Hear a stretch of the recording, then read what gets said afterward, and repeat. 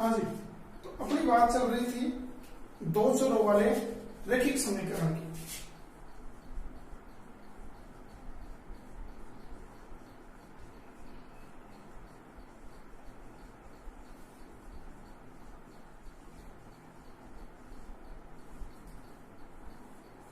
देखिए, दो चरों वाले रैखिक समीकरण में हमने इनका एक तो व्यापक रूप निकाला था। उस व्यापक रूप की अपन ने जो युगपत समीकरण थे उन युगपत समीकरणों के द्वारा उनकी तुलना की थी, और तुलना करने के बाद में वहां से अपन ने A1, B1, C1, A2, B2, C2 इनके मान निकाले थे। और ये मान क्यों निकाले थे? क्योंकि जो समीकरण थे उन समीकरणों की अपने को प्रकृति पता लगानी थी, और प्रकृति अपन ने पढ़ी थी, वो प्रकृतियां अपन ने निकाली थी। प्रकृतियां निकालने के बाद में अपने को ग्राफीय हल पढ़ना था, और ग्राफीय हल का अपन ने एक प्रश्न भी किया था, उसका ग्राफीय हल कर दिया था, वो ग्राफ बनाना था बस। तो अब उस प्रश्न को एक बार अपन दोबारा से देख लेते हैं, और उसका जो ग्राफीय हल था या जो आलेखीय हल था वो किस प्रकार से निकालना है उस हल को एक बार दोबारा देख लेते हैं। देखो, प्रश्न ये था कि निम्न रैखिक समीकरण युग्म जो था उसकी अपने को क्या करनी थी, एक तो प्रकृति बतानी थी, और प्रकृति के अलावा उसको अपने को ग्राफीय हल निकालना था। तो प्रकृति तो मैंने 2-3 बार पहले भी बता दी है, ग्राफीय हल भी आपको बताया था। तो उस प्रश्न को अपन सीधा शुरू करते हैं और सीधा ग्राफीय हल से ही शुरू करेंगे, क्योंकि पीछे वाले वीडियो में भी अपन ने ग्राफीय हल तक निकाल दिया था, तो वहीं से अपन शुरू करते हैं। और अपना प्रश्न यह था कि उसमें समीकरण दे रखा था 2x - y = 4 और x + y = 1। यह समीकरण नंबर 1 था और यह समीकरण नंबर 2 था। देखो, अब इसके अपने को क्या करनी थी, एक तो प्रकृति निकालनी, और प्रकृति के अलावा क्या करना था, इसका ग्राफीय हल निकालना था। तो प्रकृति पहले निकाल दी थी, अब मैं सीधा यहां पर ग्राफीय हल ही निकाल रहा हूं, ग्राफीय हल या फिर आरेखीय हल। देखो कैसे निकालते। इसके लिए मैंने आपको पहले कहा था कि अपने पास दो समीकरण हैं, इन दोनों समीकरणों को काम में लेना है। पहले समीकरण नंबर 1 दे रखा है, तो समीकरण 1 को ही लेके चलते हैं। समीकरण 1 से क्या था? समीकरण 1 2x - y = 4। देखो, मैंने कहा था आपको पहले कि जब ऐसा समीकरण होता है अपने को ग्राफीय हल निकालना है, तो किसी भी एक चर राशि को इधर रखना है और बाकी जितनी भी राशि है सबको उधर पक्षांतरण कर देंगे। चाहे तो x को रख लो, चाहे y को रख लो। अपन क्या करते हैं, इस y को तो उधर भेज देते हैं, और ये जो 2x है इसको यहीं का यहीं छोड़ देते हैं। तो देखो, 2x = 4 अपनी जगह पर है, y उधर जाते ही बन गया प्लस का। अब ये 2x है, अपने को अकेला x चाहिए, अकेला x चाहिए, तो 2 कहां चला जाएगा, ये x के साथ में गुणा में था, तो उधर जाके कहां चला गया, भाग में। 4 + y / 2। ये अपन ने किसी एक चर राशि का मान निकाला। अब मान निकालने के बाद में इसका अपन क्या करते हैं कि इस मान में ये जो समीकरण प्राप्त हुआ है, यहाँ जो एक चर राशि का मान प्राप्त हुआ है, इस राशि में अपन क्या करते हैं, इस y की जगह अलग अलग मान लिखते हैं। और मान लिखने का मैंने आपको पहले भी कहा था कि अपन स्वतंत्र है, कुछ भी मान लिख सकते हैं, चाहे 0, 1, 2, 3 या फिर माइनस वाली -4, -7, -9, कुछ भी अपन इस y की जगह मान लिख सकते हैं। y की जगह जब अपन मान लिखेंगे तो x का मान अपने को अपने आप प्राप्त होता जाएगा। अब देखो, चाहे 0 लिखो, 1 लिखो, 2 लिखो। अब पीछे वाले वीडियो में मैंने आपको कहा था कि इसके बटे में नीचे 2 दे रखा है। अब 2 दे रखा है तो अपन y की जगह ऐसा मान लिखते हैं कि इनको ऊपर वाले को हल करने के बाद में उसमें 2 का पूरा भाग चला जाए। अगर 2 का पूरा भाग नहीं जाएगा तो क्या होगा? देखो, समस्या कुछ नहीं है। अगर 2 का भाग नहीं जाता है तो अपने को क्या करते हैं, जब अपने ग्राफ पेपर पर ग्राफ को बनाएंगे तो अपने को वो छोटी छोटी जो खाने के अंदर बॉक्स के अंदर जो छोटी छोटी लाइनें रहती हैं, उन लाइनों को काउंट करना पड़ेगा। तो सबसे अच्छा तरीका ये है कि अपने को छोटी वाली लाइनें काउंट करनी नहीं पड़े, तो y का ऐसा मान यहाँ पहले लिख लेते हैं ताकि x का भी पूरा मान मिल जाए। देखो, पहली बार में मैं कहता हूं कि y = 0 रखते हैं। y = 0 रखने पर जैसे y = 0 रखा तो x बराबर कितना हो गया, 4, क्योंकि y की जगह 0 होगा और 4 में 0 जुड़ेगा तो 4 ही रहेगा। नीचे कितना, 2, तो x बराबर कितना आ गया, 2। बिंदु अपने को कौन सा मिल गया, अपने को बिंदु मिल गया 2 और 0। ये क्या था, निर्देशांक बिंदु था। निर्देशांक ज्यामिति जब अपन पढ़ेंगे तो उसमें पूरी इसकी चर्चा करेंगे कि निर्देशांक बिंदु कैसे बनते हैं। यहाँ इतना ध्यान रखना कि ये जो बिंदु बना है उसमें x का मान पहले लिखना है और y का मान बाद में लिखना। चलो एक बिंदु तो प्राप्त हो गया।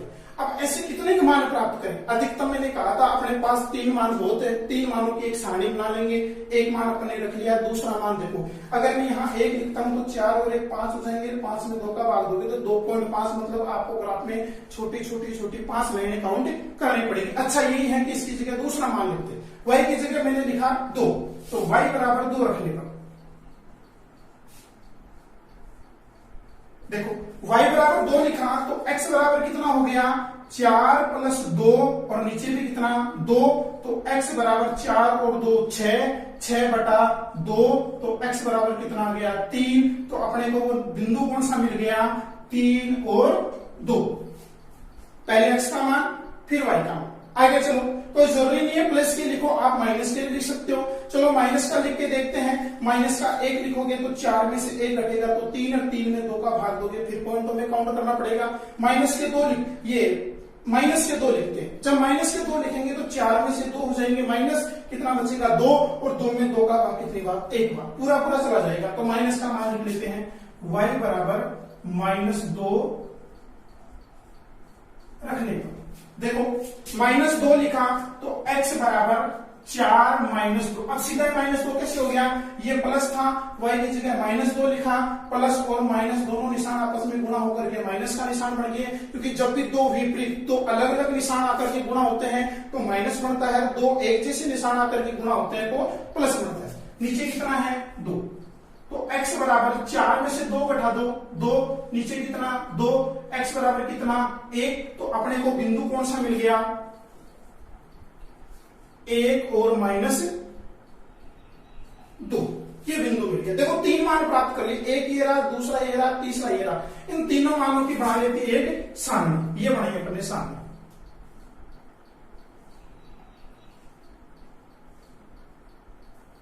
ये x है, ये y है। पहली बार में जब अपन ने मान प्राप्त किया तो x का मान तो कितना था 2, तो y का मान कितना आया था 0। फिर अपने पास x का मान तो कितना था 3 और y का मान कितना था 2। उसके बाद में y का मान तो -2, x का मान कितना है 1, बिंदु मिला था 1 और -2, तो x का मान तो 1 और y का मान -2।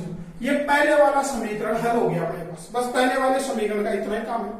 जैसा काम पहले समीकरण के लिए किया है सेम वैसा का वैसा काम अपन दूसरे समीकरण के लिए भी करेंगे। देखो दूसरा समीकरण लेते हैं, तो समीकरण नंबर 2 से,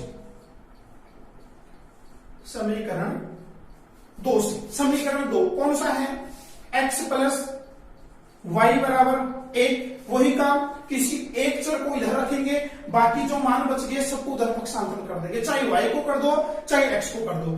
x अपन ने इधर लिख लिया, y उधर चला जाएगा तो 1 - y इधर प्लस का था, उधर जाते किसका बढ़ गया माइनस का। अब देखो वही बात, y की जगह मान लिखते जाएंगे, x के मान प्राप्त होते जाएंगे। ऐसे कितने मान लिखेंगे जितने अपन ने पहले लिख रखे हैं। कितने मान 3 मान बहुत है, बस 3 मान अपन इसमें लिखेंगे, 3 मान x के मिलेंगे। अब इस बार देखो यहाँ तो क्या था 2 का भाग देना था, तो अपन ने ऐसे मान लिखे कि 2 का पूरा पूरा भाग चला जाए। इस बार ऐसा कोई लफड़ा नहीं अपने पास, लफड़ा नहीं है तो क्या करेंगे अपने इच्छे से कोई भी मान लिखो, भाग देने की दिक्कत है ही नहीं, मान पूरा पूरा अपने को मिलेगा। जैसे पहली बार में मैंने कह दिया y बराबर 0 रखने पर,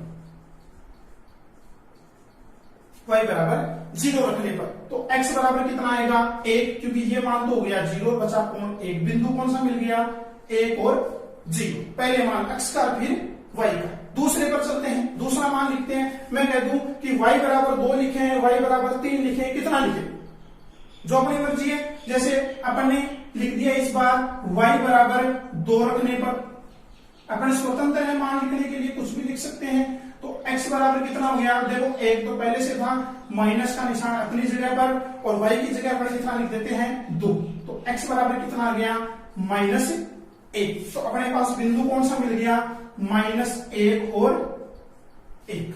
एक बिंदु ये मिल गया, एक बिंदु और प्राप्त कर लेते हैं। देखो 2 मान मैंने प्लस के लिखे, एक बार एक मान माइनस का लेकर के आपको बताता हूं ताकि कहीं ऐसा प्रश्न आ जाए तो आपके गड़बड़ नहीं हो, कहीं गलत ना हो जाए। देखो माइनस का एक मान कोई भी ले लेता हूं मैं, जैसे मैं कहता हूं कि y की जगह मैंने लिखा y बराबर -1 रखने पर। अब ध्यान देना इधर, y की जगह मैं -1 लिख रहा हूं, तो देखो अपन मान इसमें लिख रहे हैं सारे के सारे, तो x बराबर देखो एक अपनी जगह पर है, ये माइनस का निशान अपनी जगह पर है, और इस y की जगह पे अपन ने -1 लिखा है तो इसको लिख दिया छोटे कोष्टक में माइनस का 1। तो x बराबर देखो 1, मैंने अभी भी आपको कहा कि दो एक जैसे निशान आ जाते हैं तो वो गुणा होकर के क्या बन जाते हैं प्लस, और प्लस का कितना 1, तो x बराबर कितना आ गया 2। यहां ध्यान देना कि आपने x ये y बराबर -1 लिखा तो आप ऐसा मत कर देना कि 1 और -1 लिख दो सीधा, क्योंकि यहां पहले देखना -1 पहले से दिया हुआ है और फिर अपन ने y की जगह -1 और लिखा है, तो कोष्टक में लिख दिया माइनस और माइनस क्या बन गया प्लस, जुड़ करके कितना हो गया 1 और 1 जुड़ करके कितना बन गया 2। ये बिंदु अपने को प्राप्त हो गया। तो बिंदु कौन सा मिला 2 -1, तीनों बिंदु प्राप्त कर लिए। एक बिंदु तो ये रहा, दूसरा बिंदु ये रहा और तीसरा बिंदु ये रहा। तीनों बिंदुओं की बना लेते हैं अपन सारणी, जैसे पहले समीकरण के लिए बनाई थी। देखो सारणी,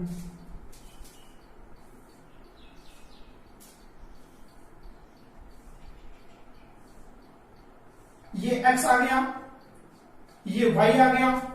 देखो मान लिखते हैं, पहली बार में x का मान तो कितना है 1 और y का मान कितना है 0, फिर x का मान तो कितना है -1 और y का मान कितना है +1, फिर उसके बाद में x का मान तो कितना है 2 और y का मान कितना है -1। देखो ये अपन एक सारणी बना ली, पहले वाले समीकरण की भी पूरी सारणी बन गई है और दूसरे वाले समीकरण की भी पूरी सारणी बन गई है, दोनों समीकरणों की सारणी बन गई। अब अपना है ग्राफ, जो काम बचा है वो सारा का सारा ग्राफ का है। अब देखो ग्राफ कैसे बनाते हैं, उस ग्राफ को अपन देखते हैं। तो अब बनाएंगे अपन ग्राफ।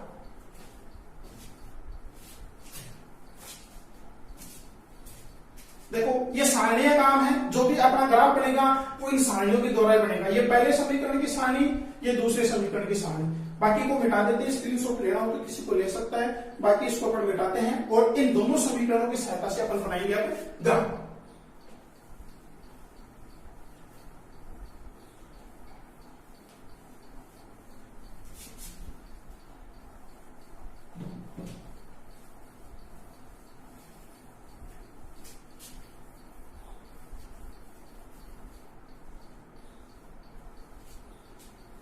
देखो ग्राफ कैसे बनाते हैं, अपने पास परीक्षा में ग्राफ पेपर दिया हुआ है, उस ग्राफ पेपर में जिसमें बॉक्स बने रहते हैं उसमें ये काम करना है जो अपन आगे करेंगे। कैसे करते हैं कि जो ग्राफ रहता है उसमें दो लाइनें अपन खींच लेते हैं। एक तो खींचते हैं पेंसिल की सहायता से, ये नीचे वाली रेखा, इसको बोलते हैं क्षैतिज लाइन। क्षैतिज लाइन, इस रेखा को या इस एक्स को बोला जाता है एक्स एक्स।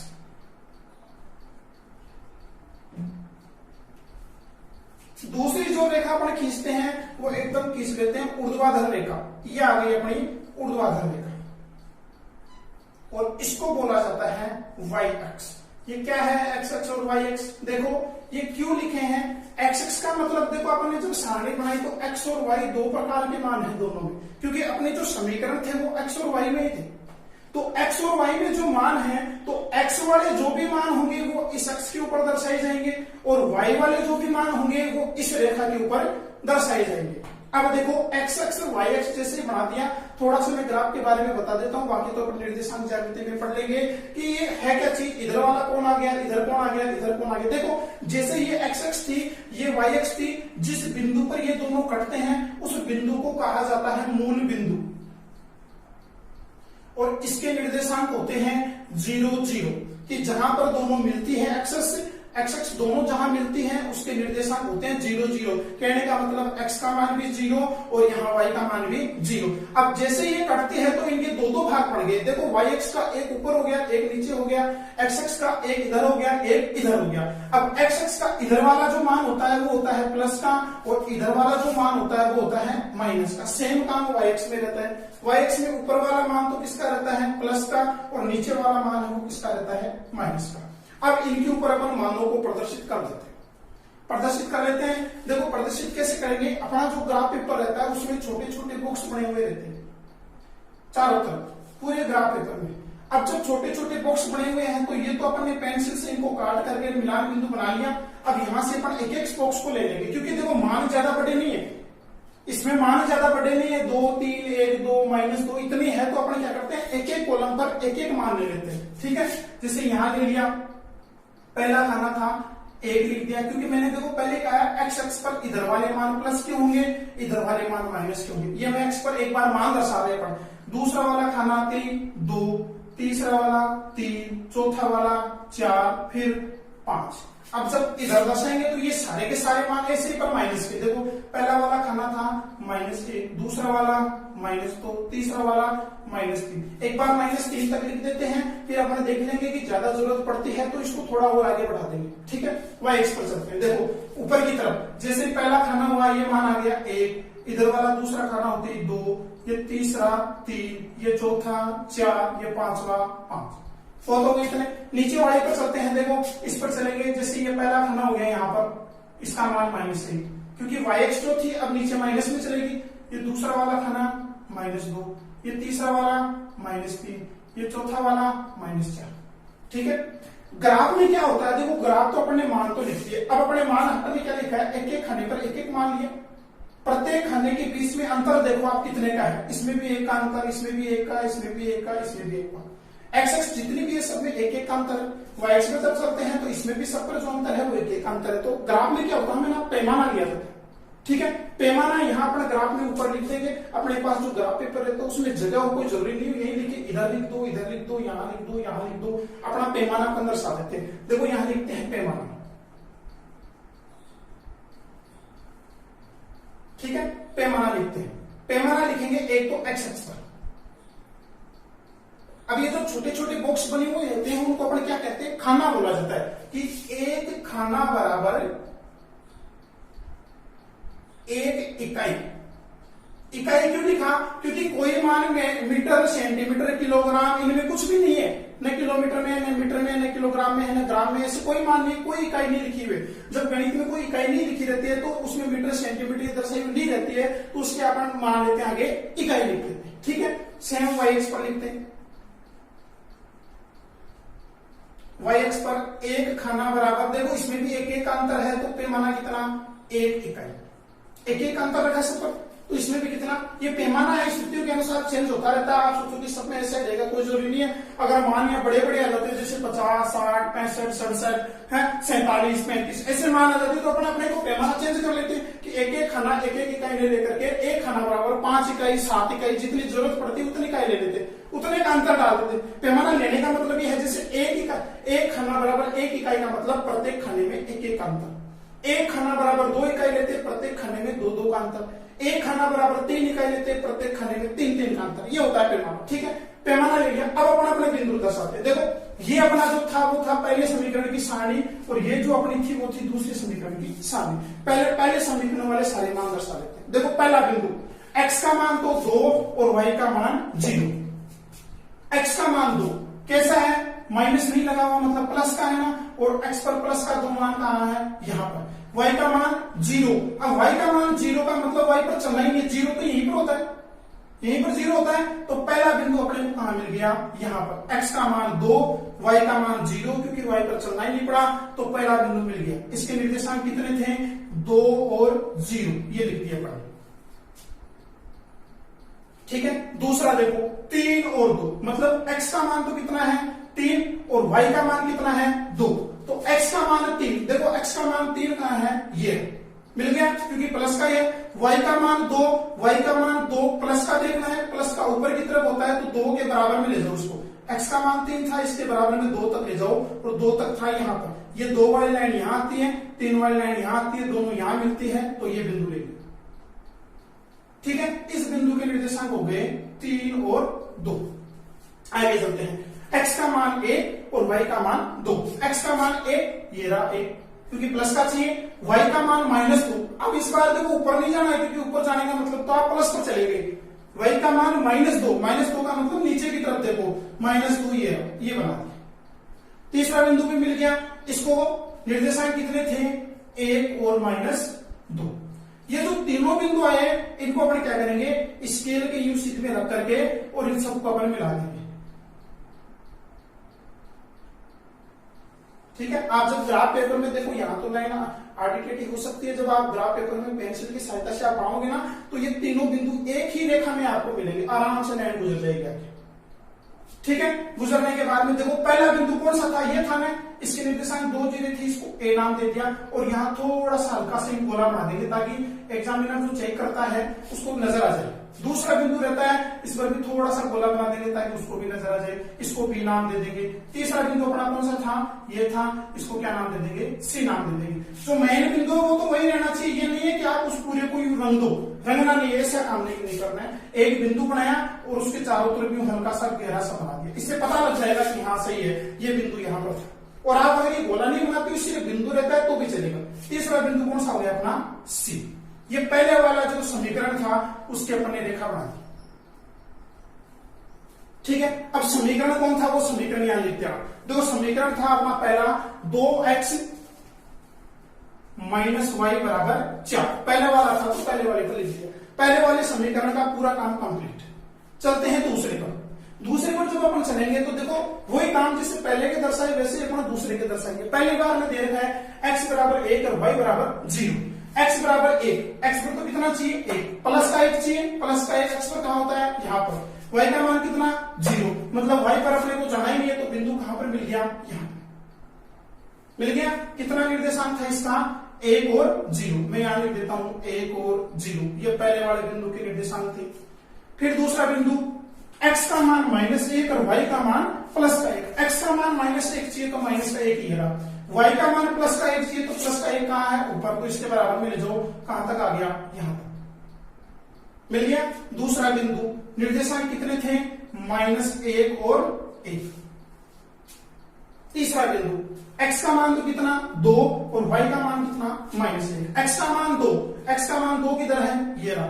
y का मान कितना -1 है ना, y का मान -1 मतलब नीचे आओ, -1 का मतलब कहां पर आना पड़ेगा, यहां तक आना पड़ेगा। आगे तीनों बिंदु अपने को प्राप्त हो गए। देखो जब आप ग्राफ बनाओगे ना तो आपको एकदम सीधा सीधा मिलेगा, यहाँ तो अपन पॉइंट ऐसे हो रहा है कि इसलिए अपने को सीधा नहीं मिल रहा है, फिर अपन क्या कर देते हैं, इनको मिला देते हैं। समझ में आ गई। अब मिलाने के बाद में ये दोनों बिंदु कहां पर कट रही है आप देखना ग्राफ में। जब आप एकदम फिक्स बनाओगे, एकदम सीधी लाइनें बनेगी, तब आपको अपने आप पता लग जाएगा कि ये बिंदु कहां पर बने। जहां पर कट रहे हैं वहां से देखना है कि x के बराबर में से तो मान कितना आ रहा है और y के बराबर में से मान कितना आ रहा है, वही x का मान हो जाएगा और वही y का मान हो जाएगा। आप ग्राफ को बनाना अच्छे से बनाओगे तो आपको अपने आप पता लग जाएगा कि x वाला मान कितना है और y वाला मान कितना है। ये जो x और y के मान आते हैं यही अपने क्या कहलाते हैं, ग्राफी हल या आलेखी हल कहलाते हैं। समझ में आ गई मेरी बात कि हल कैसे निकालना है। आप ग्राफ बनाओगे, ग्राफ बनाने के बाद में ये दोनों रेखाएं जहां पर कटती है, देखो कटनी, मैंने आपको जब पहले इनकी प्रकृति बताई थी तो वहीं पर बता दिया था कि ये दोनों कटेगी। अपन ने प्रकृति में पता लगा लिया था कि इनका जो हल था वो कैसा हल था, अद्वितीय हल। इसका मतलब अद्वितीय हल था तो ग्राफ की रेखाएं कैसी बनी थी, प्रतिच्छेदी रेखाएं, और प्रतिच्छेदी रेखाएं वही होती